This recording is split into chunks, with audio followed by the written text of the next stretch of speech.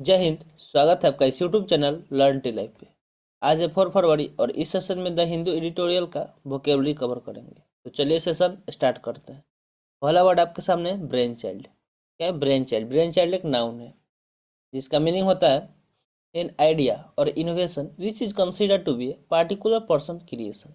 यानी कि एक विचार या आविष्कार जिसे किसी व्यक्ति विशेष की रचना माना जाता है। अगर इसका हिंदी मीनिंग देखा जाए तो हिंदी मीनिंग आविष्कार हो सकता है। हिंदी मीनिंग आविष्कार हो सकता है। और सिनोनिम्स देखा जाए तो सिनोनिम्स हो सकता है इनोवेशन, ओरिजिनेशन, क्रिएशन। ये इसके सिनोनिम्स है। और इस वर्ड को हमेशा याद रखा जाए उसके लिए अगर कोई ट्रिक बनाया जाए तो ट्रिक बन सकता है कि स्टूडेंट ने साइंस एग्जीबिशन में ब्रेन चाइल्ड दिखाया। स्टूडेंट ने साइंस एग्जीबिशन में ब्रेन चाइल्ड दिखाया। ठीक है, साइंस एग्जीबिशन में ब्रेन चाइल्ड दिखाया। इस तरह आप इस वर्ड को याद रख सकते हैं। चलते हैं नेक्स्ट क्वेश्चन की तरफ। नेक्स्ट वर्ड आपके सामने है टेनोर। क्या है टेनोर? टेनोर एक नाउन है। इसका मीनिंग देखा जाए तो मीनिंग होगा द जनरल मीनिंग, सेंस और कंटेंट ऑफ समथिंग। यानी कि किसी चीज का सामान्य अर्थ, भाव या सामग्री। किसी चीज का सामान्य अर्थ, भाव या सामग्री। ठीक है, तो इसका हिंदी देखा जाए तो हिंदी हो जाएगा सार। क्या हो जाएगा? हिंदी सार हो जाएगा। ठीक है, और इसके सिनोनिम्स देखा जाए तो सिनोनिम्स हो सकता है इंटेंट और कोर्स। ये इसके सिनोनिम्स हो सकते हैं, इंटेंट और कोर्स। और इसके लिए ट्रिक बनाया जाए तो ट्रिक बनेगा कंपनी को का एक्सपोर्ट कंपनी का टेनरी में जाने का टेनोर था। क्या था? एक्सपोर्ट कंपनी का टेनरी में जाने का टेनोर था। ठीक है, टेनरी में जाने का टेनोर था।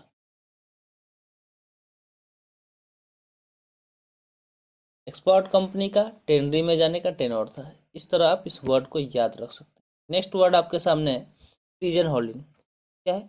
पिजन होलिंग। पिजन होलिंग एक नाउन है। पिजन होलिंग का एक नाउन है जिसका मीनिंग होता है a category, typically an overly restrictive one to which someone or something is assigned. यानी कि एक श्रेणी, आमतौर पर एक अत्यधिक प्रतिबंधात्मक, जिसके लिए किसी को या किसी कुछ सौंपा जाता है। अगर इसके हिंदी मीनिंग का अगर हम बात करें तो हिंदी मीनिंग क्या हो जाएगा? कैटेगरी। कैटेगरी से ही आप समझ जाएंगे कि क्या हो सकता है, वर्ग हो सकता है। ठीक है, क्या हिंदी मीनिंग वर्ग हो सकता है। ठीक है, अगर इसका सिनोनिम्स देखा जाए तो सिनोनिम्स हो सकता है कैटेगरी, क्लासिफिकेशन और ग्रुपिंग। कैटेगरी, क्लासिफिकेशन और ग्रुपिंग, इसको वर्ग, वर्गीकरण, ये सब इसके हिंदी मीनिंग हो जाएगा। इस वर्ड के लिए ट्रिक देखा जाए, ट्रिक क्या बन सकता है? ट्रिक इसके लिए अगर बनाया जाए तो पिंस को पिजन होल्डिंग तरीके से रखा गया। कैसे कर सकते हैं कि पिंस को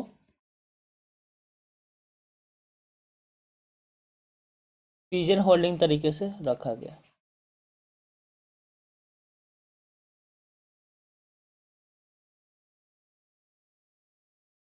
इस तरह से आप इस वर्ड को याद रख सकते हैं ट्रिक के माध्यम से। नेक्स्ट वर्ड आपके सामने है, वर्ड है नाउंस्ड। वर्ड क्या है? नाउंस्ड है। नाउंस्ड एक एडजेक्टिव है।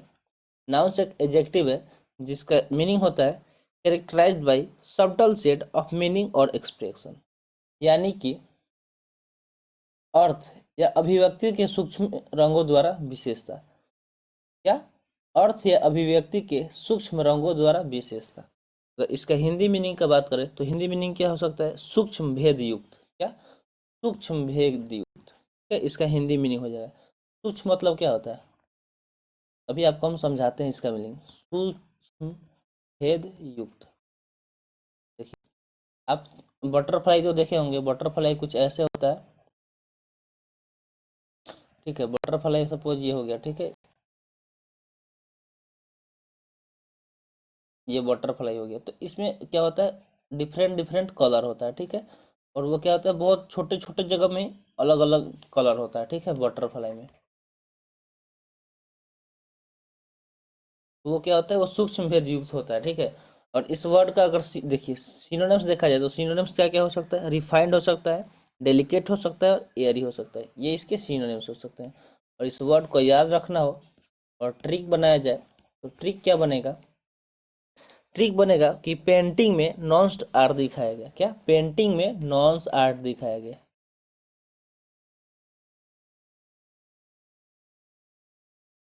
पेंटिंग में नॉन्स आर्ट दिखाया गया। इस तरह आप इस वर्ड को याद रख सकते हैं। अब चलते हैं नेक्स्ट वर्ड की तरफ। नेक्स्ट वर्ड आपके सामने है सेसपुल। क्या है, सेसपुल। सेसपुल एक नाउन है, इसका मीनिंग होता है ए डिसगस्टिंग और करप्ट प्लेस, ए डिसगस्टिंग और करप्ट प्लेस यानी कि घृणित या भ्रष्ट स्थान, घृणित या भ्रष्ट स्थान। अगर इसके हिंदी मीनिंग का बात करें तो क्या हो सकता है, मलकुंड। क्या, मलकुंड हो सकता है, ठीक है, इसका हिंदी मीनिंग। यानी कि जहाँ कचरा वगैरह का वो जो गड्ढा होता है गंदे जगह चीज का, उसके लिए ये सेसफुल वर्ड यूज किया जाता है। कौन सा वर्ड, सेसफुल।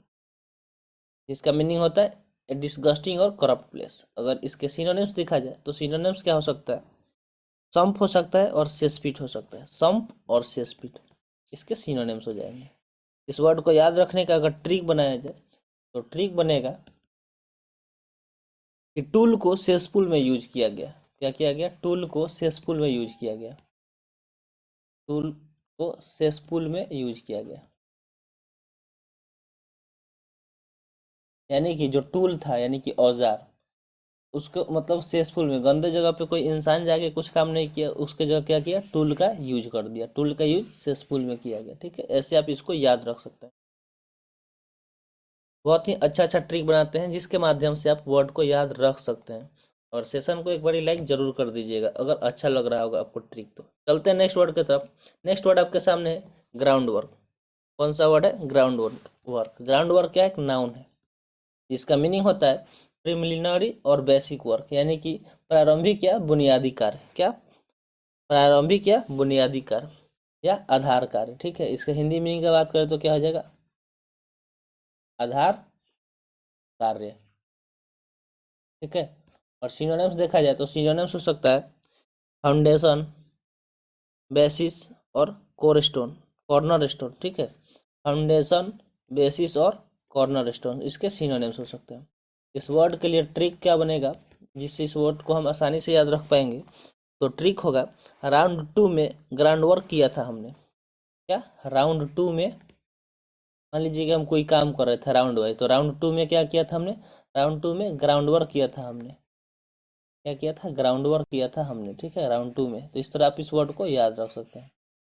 अब मूव करते हैं नेक्स्ट वर्ड की तरफ। नेक्स्ट वर्ड आपके सामने रेलीगेट। क्या है, रेलीगेट। रेलीगेट एक वर्ब है। क्या है, एक वर्ब है जिसका मीनिंग होता है to give somebody a lower और less important position, rank etcetera than before. क्या करना कि मान लीजिए कोई पहले से अच्छा पोजीशन पे, ठीक है, और उसको उस पोजीशन से और निचले पोजीशन पे ला देने के लिए रेलीगेट वर्ड यूज करते हैं, ठीक है। इसका हिंदी मीनिंग का अगर बात करें तो हिंदी मीनिंग क्या होगा कि किसी को पहले से कम या कम महत्वपूर्ण पद आदि देना, या फिर निर्वासित कर देना। क्या हो जाएगा, निर्वासित कर देना, ठीक है, निर्वासित कर देना का हिंदी मीनिंग हो जाएगा, ठीक है।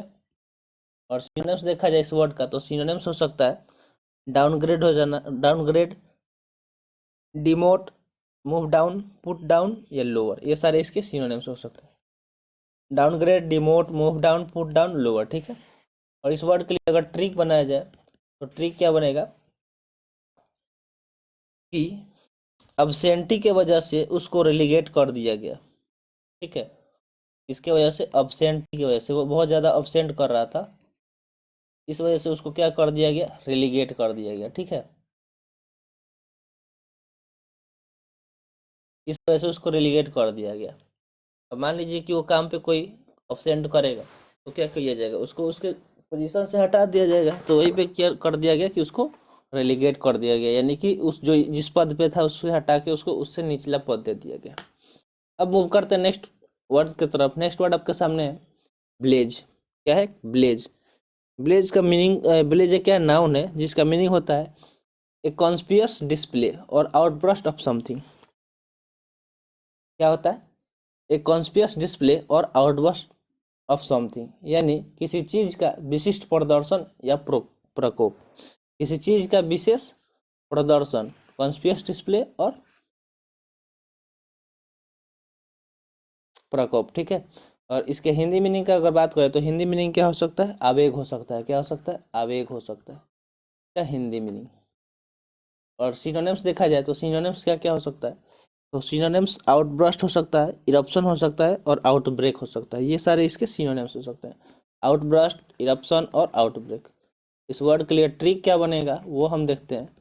तो ट्रिक बनेगा कि कुछ डे में ब्लेज बहुत ज़्यादा बढ़ जाता है। क्या होता है कि कुछ दिन में ब्लेज बहुत ज़्यादा बढ़ जाता है। क्या होता है? कुछ दिन में ब्लेज बहुत ज़्यादा बढ़ जाता है। इस तरह आप इसको याद रख सकते हैं। नेक्स्ट वर्ड आपके सामने रामपंथ। क्या है रामपंथ? रामपंथ क्या है? एडजेक्टिव है। क्या है? एडजेक्टिव है। इसका मीनिंग देखा जाए तो मीनिंग होगा ऑफ समथिंग बैड एग्जिस्टिंग और spreading everywhere in A way that can not be controlled. यानी कि किसी बुरी बात का विद्यमान या हर जगह इस तरह से फैल रहा हो जैसे नियंत्रित नहीं किया जा सकता, जिसे किया नहीं जा सकता, नियंत्रित नहीं किया जा सकता, रामपंथ। तो इसका हिंदी मीनिंग क्या हो जाएगा? अनियंत्रित, जिसको हम कंट्रोल नहीं कर सकते, ठीक है। अनियंत्रित, ठीक है, इसका हिंदी मीनिंग हो जाएगा। और सिनोनिम्स इस वर्ड का अगर देखा जाए तो सिनोनिम्स हो सकता है अनचेक्ड हो सकता है, अनकंट्रोल हो सकता है, अनचेक्ड और अनरेस्ट्रिक्टेड, ठीक है, अनरिस्ट्रेंड हो सकता है। अनचेक्ड, अनकंट्रोल और अनरेस्ट्रेंड, ये इसके सिनोनिम्स हो सकते हैं। इस वर्ड को याद रखने का ट्रिक बनाया जाए तो ट्रिक काफ़ी मज़ेदार है। ट्रिक ये है कि कोरोना वायरस का इन्फेक्शन रामपथ है और बहुत लोग इससे इफेक्टेड है। क्या है? Corona virus. कोरोना वायरस का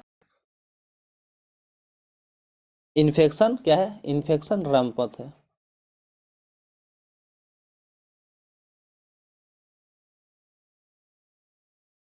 कोरोना वायरस का इन्फेक्शन क्या है? रामपथ है, ठीक है। और इससे बहुत लोग क्या है? इफेक्टेड है। इस तरह आप इसको याद रख सकते हैं। नेक्स्ट वर्ड आपके सामने है और लास्ट वर्ड है प्रोगेनी। क्या है? प्रोगेनी। प्रोगेनी एक नाउन है जिसका इंग्लिश मीनिंग होता है ए डिसेंडेंट और the descendants of a person, animal और प्लांट। यानी कि किसी व्यक्ति, जानवर या पौधे का वंशज या मतलब वंशज, ठीक है, डिसेंडेंट्स। और इसके हिंदी मीनिंग का हम बात करें तो क्या हो जाएगा? हिंदी मीनिंग वंशज हो जाएगा, ठीक है, किसी भी चीज़ का वंशज। और इसके सिनोनिम्स देखा जाए तो सिनोनिम्स क्या हो सकता है? सिनोनिम्स हो जाएगा ऑफ स्प्रिंग, चिल्ड्रेन या सक्सेसर, ठीक है, ये इसके सिनोनिम्स हो जाएंगे, ऑफ स्प्रिंग, चिल्ड्रेन या सक्सेसर, ठीक है। इस वर्ड के लिए ट्रिक अगर बनाया जाए तो ट्रिक क्या बनेगा? आइए ट्रिक देखते हैं कि प्रोटोकॉल में प्रोगोनी को भी इंक्लूड किया है। क्या? प्रोटोकॉल, प्रोटोकॉल में प्रोगोनी को भी यूज,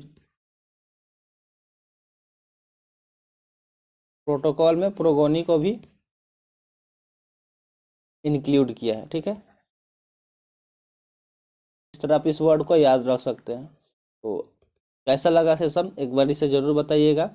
और आज का सेशन यहीं पे समाप्त हुआ। आई होप आपको सेशन पसंद आई होगी। सेशन पसंद आई होगी तो लाइक कर दीजिएगा और अभी तक चैनल सब्सक्राइब नहीं किए हैं तो जल्दी से चैनल सब्सक्राइब कर दीजिएगा। मिलता है फिर अगले सेशन में।